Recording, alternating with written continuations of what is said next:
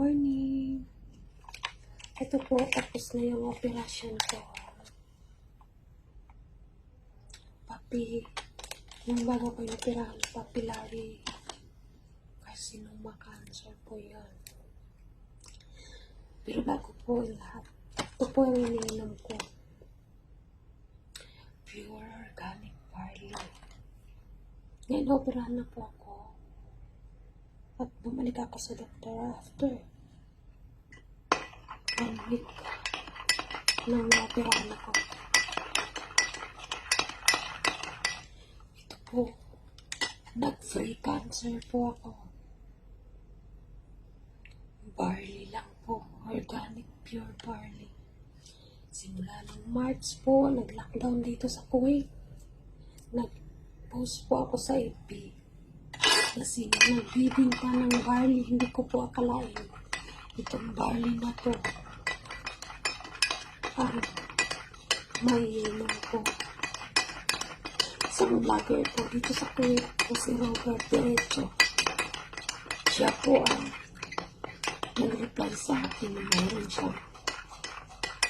pure organic barley. Hindi ko pa ito kilala itong barley na ito.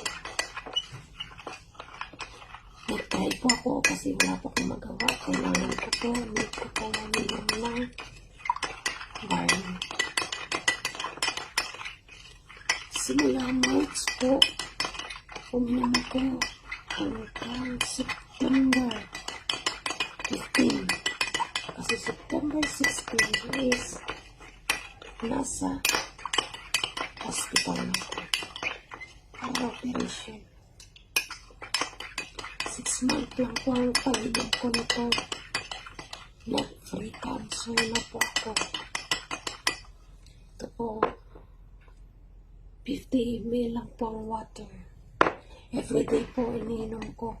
Every morning na wala pang laman ng tiyan. 30 minutes before kakumain. Ito po ang iniinom ko. Everyday. Ginagawa ko po ito.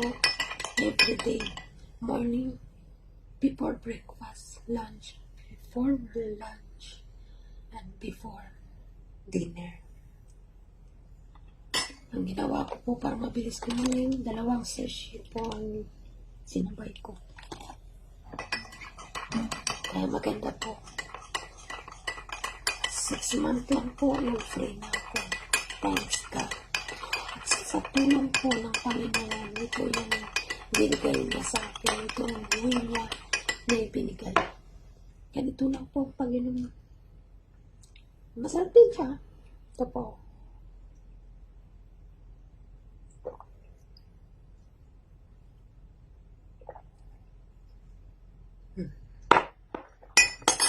Okay lang po. Ganyan lang po. Everyday, 3 times a day ininom ko. After ng operation ko at nalaman ko normal na, wala na akong cancer. Minsan, 3 times a day, isang sachet na lang po yung ginagamit ko sa pag-inom. Kaya laking tulong po ang barley.